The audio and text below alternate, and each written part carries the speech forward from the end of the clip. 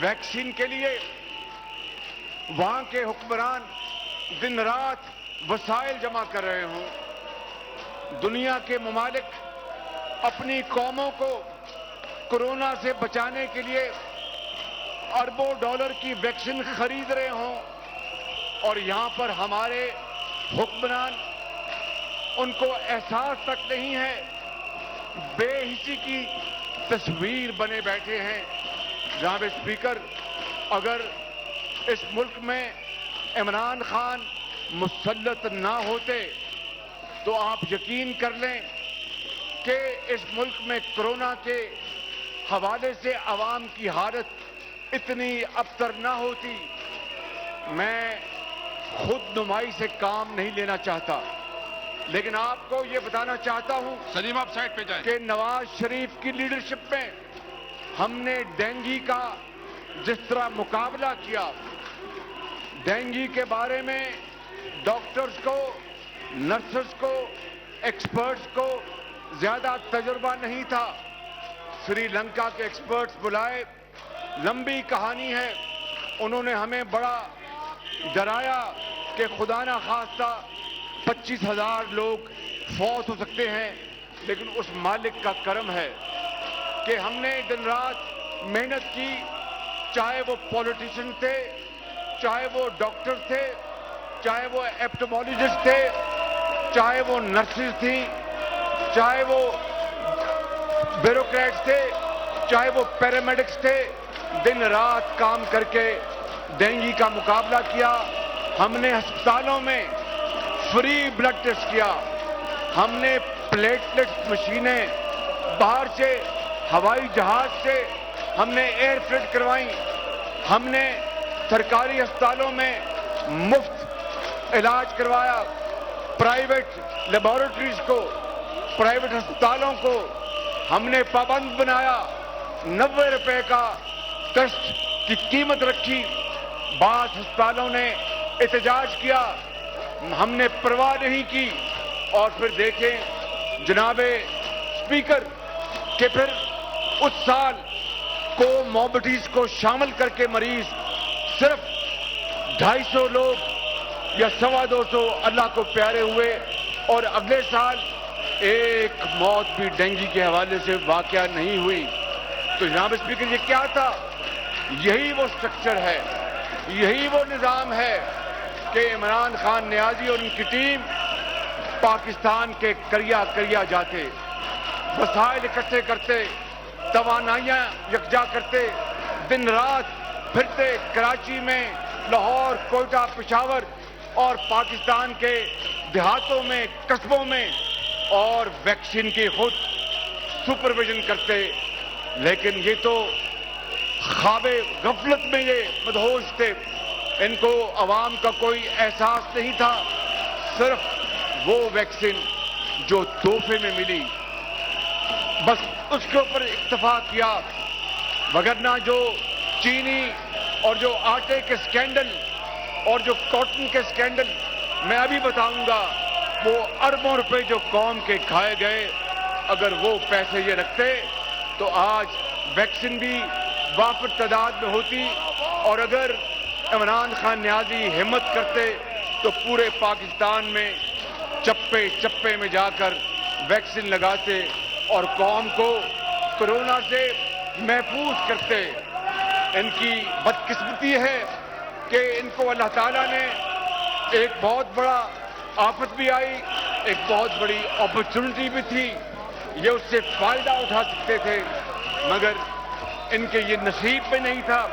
جناب اسپیکر، میں پوچھنا یہ چاہتا ہوں کہ انہوں نے کون سی ترقی کی ہے؟ یہ ہے وہ ویکسین کا ایک چارٹ۔ پاکستان اس خطے میں ویکسین کے حوالے سے سب سے پیچھے ہے۔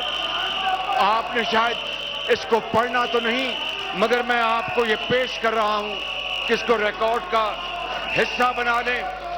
جناب اسپیکر، وزیر خزانہ نے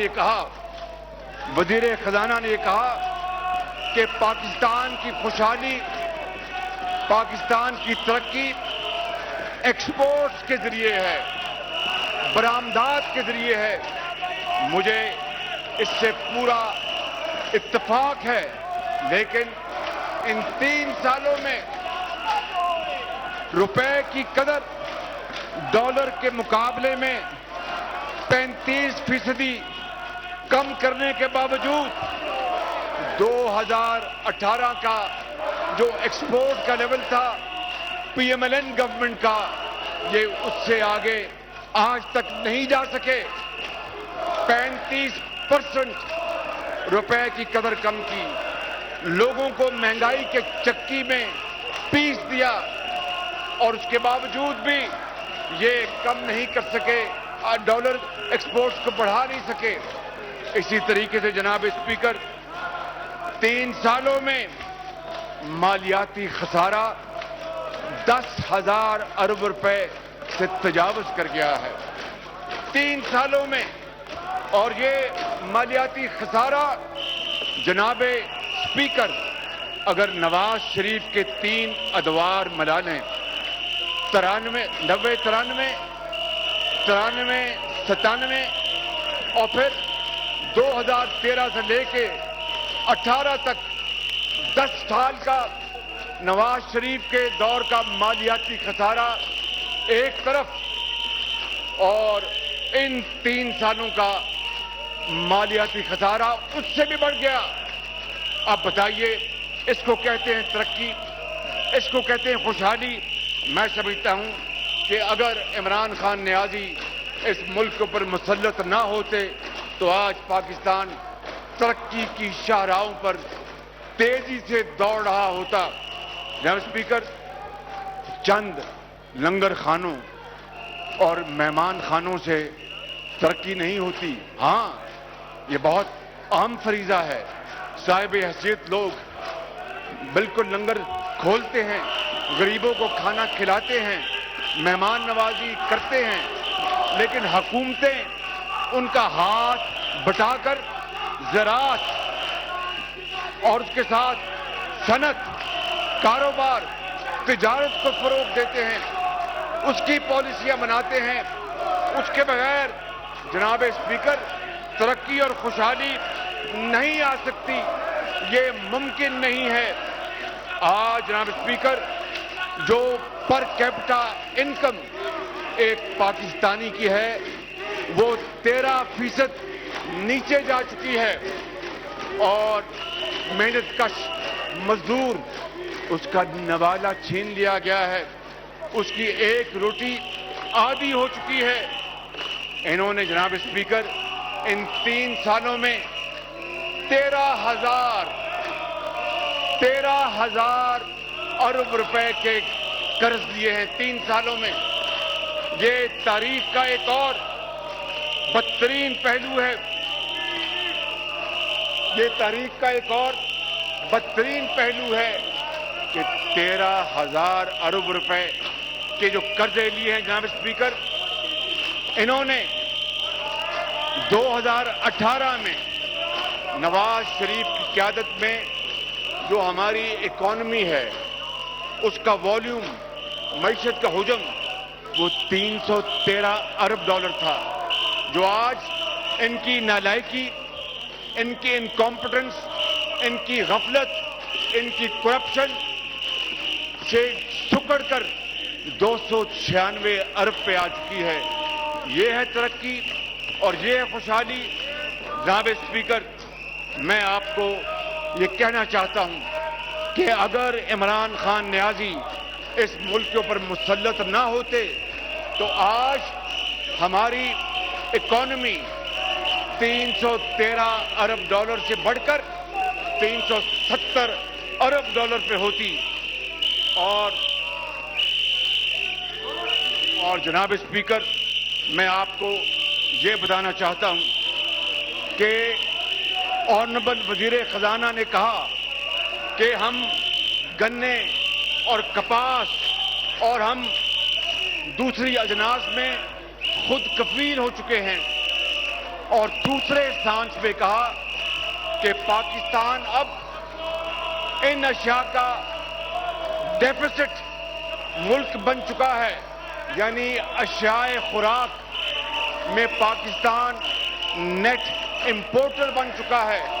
کتنے دکھ اور درد کی بات ہے کہ جو دھرتی سونا اگلتی ہو، جو دھرتی اتنی زرخیز ہو، جہاں پر کسان اتنا قوی ہو، محنتی ہو، جناب اسپیکر، وہاں پر پاکستان کا ایک کا نیٹ ایکسپورٹر کے بجائے نیٹ امپورٹر بن جانا، اس سے بڑی اور بدقسمتی کیا ہو سکتی ہے.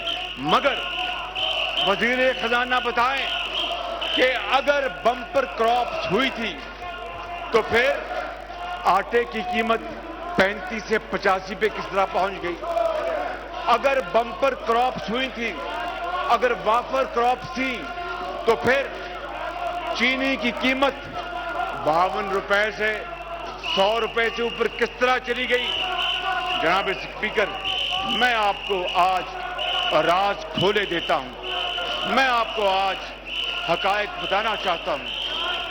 عمران خان نیازی وہ ہے ذمہ دار اس سارے کرائسس کا.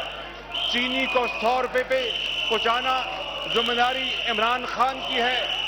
آٹے کو 85 روپے پہ پہنچانا اس کی ذمہ داری عمران خان نیازی کی ہے. کیوں؟ اس کی میں حقائق سے آپ کو دلائل دینا چاہتا ہوں. انہوں نے جناب اسپیکر عمران خان نیازی نے 11 لاکھ چینی ایکسپورٹ کرنے کی اجازت دی. اس کی کیا منطق تھی؟ کیوں دی گئی؟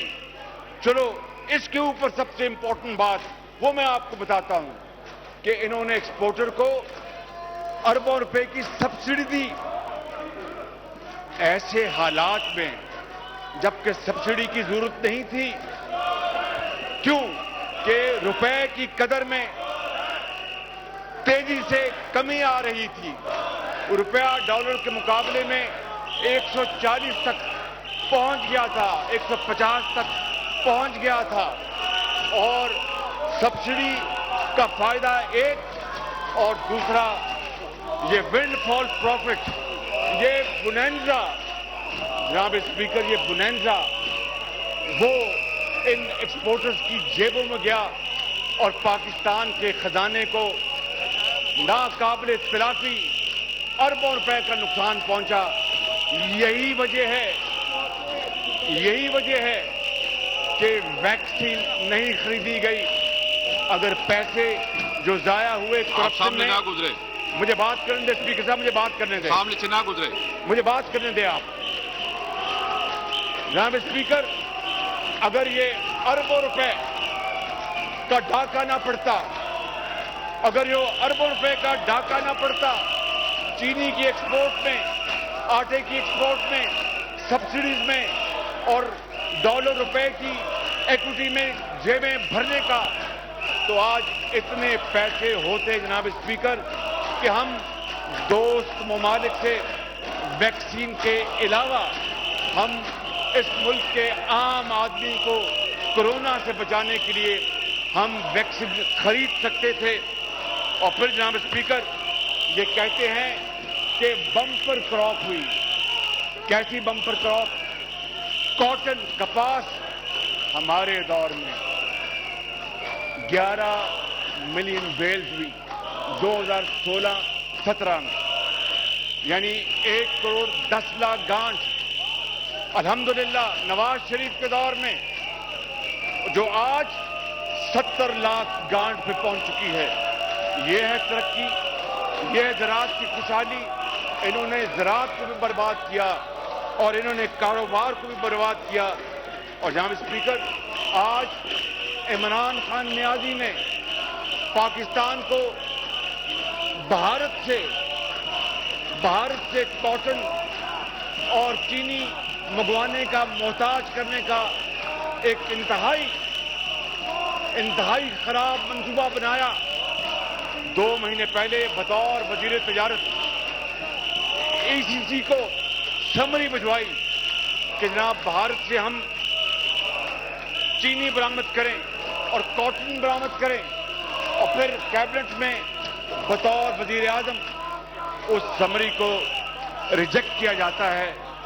یہ ان کی پالیسی، یہ ان کی سوچ، یہ ان کی گورننس یہ ان کی حکمت عملی کہ ایک سیکنڈ کچھ اور دوسرے سیکنڈ کچھ. جناب اسپیکر، میں آپ کو ایک بڑے دلسوز واقعہ کی ذکر کرنا چاہتا ہوں. شہر رمضان میں گندم اور چینی لینے کے لیے ہماری مائیں، ہماری بہنیں، ہمارے بزرگ، ہماری بیٹیاں روزہ رکھ کر شناختی کارڈ ہاتھ میں لیے اور انگوٹھے پر لکیر لگوا کر لمبی قطاروں میں سخت چلچلاتی دھوپ طرف 1 کلو چینی اور 1 کلو آٹا کے لیے لمبی قطاروں میں لگی ہوئی تھی. یہ میں تصویر آپ کو پیش کرنا چاہتا ہوں. اذان ہو رہی ہے جی، اذان ہو رہی ہے، اذان ہو رہی ہے.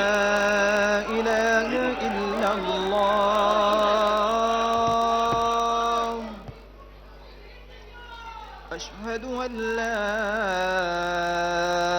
إله إلا الله.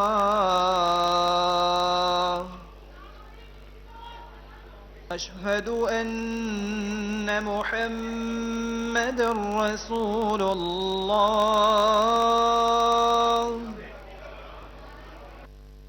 أشهد أن محمد رسول الله.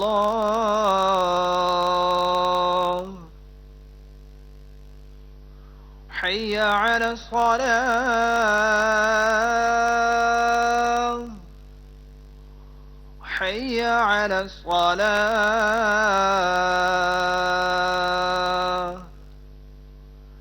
حي على الفلاح.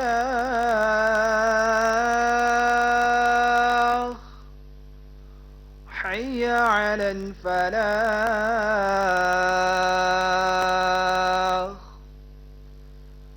الله أكبر الله أكبر. لا إله إلا الله.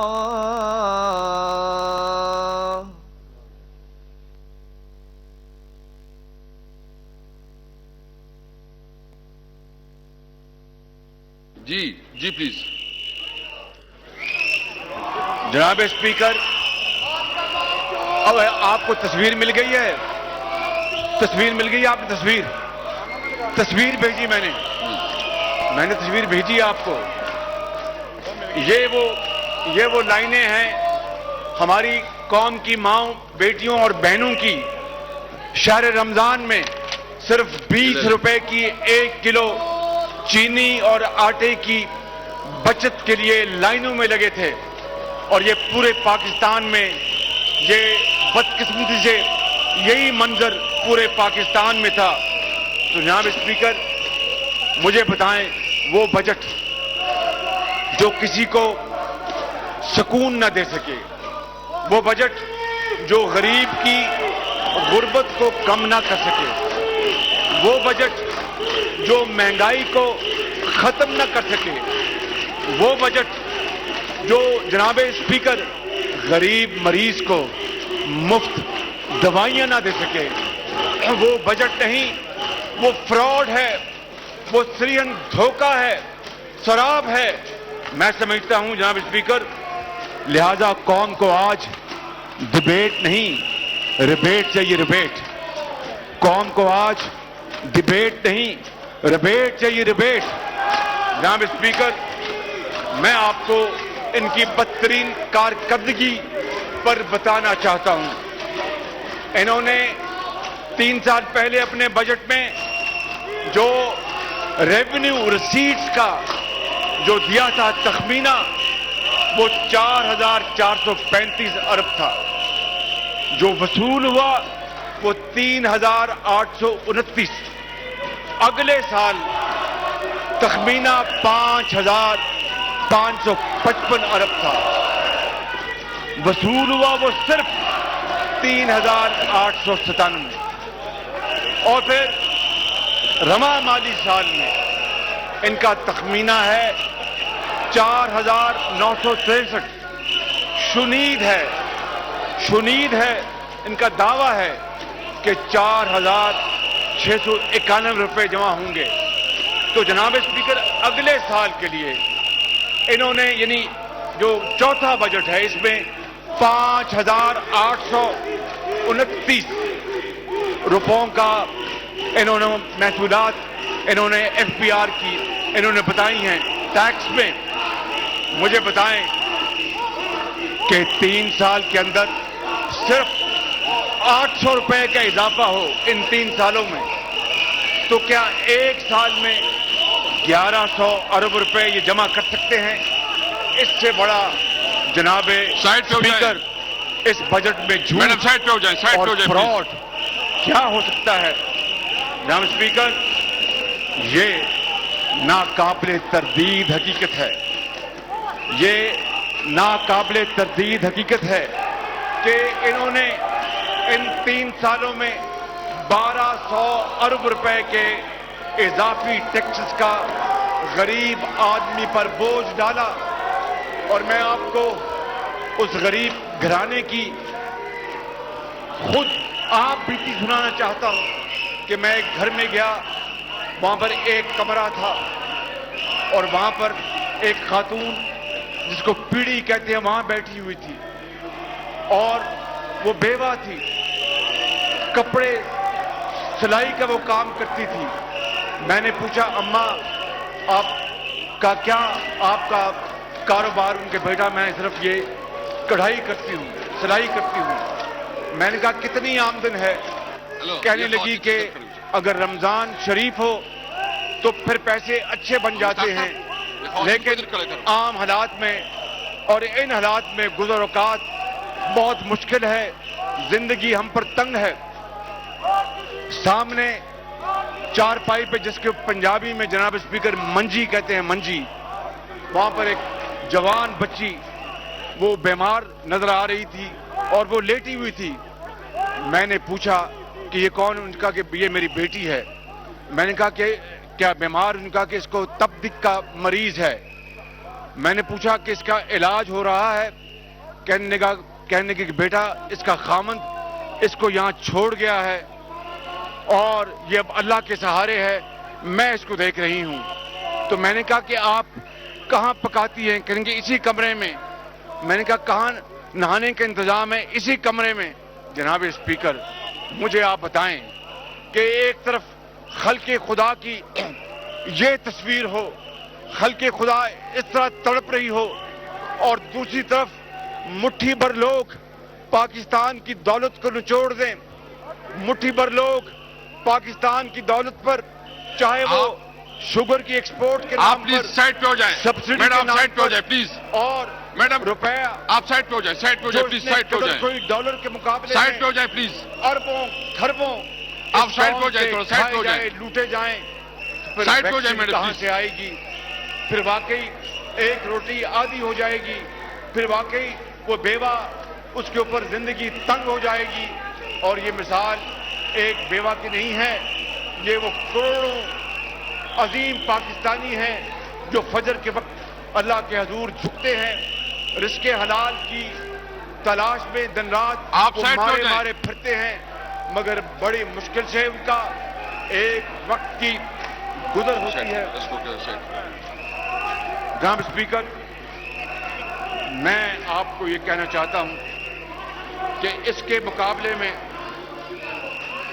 وزیر اعظم نواز شریف کے زمانے میں محمد اسحاق ڈار جو اس وقت وزیر خزانہ تھے, بڑی محنت, لگن اور شبانہ روز محنت کی بدولت پاکستان کے اندر 47 سال جو گزر ہوئے 47 سال تھے ان کے مقابلے میں مہنگائی کو کم ترین سطح پر رکھا اور ریونیوز کو 2013 سے لے کر 18 تک دگنا کر دیا, یعنی 3,842 پر چلے گئے. ہماری محصولات 1946 ارب سے, اور اسی طریقے سے ना करो भाई, इसी ना तरीके करो, से जनाब स्पीकर ना करो। ये IMF का प्रोग्राम भी नमाज जिस तरह कीजिए। ये कभी IMF जा रहे हैं और कभी आ रहे हैं, नमाज कीजिए, कभी वक्फा है IMF 20 से मिनट, निकल रहे हैं, 20 मिनट ब्रेक कभी पर आप IMF से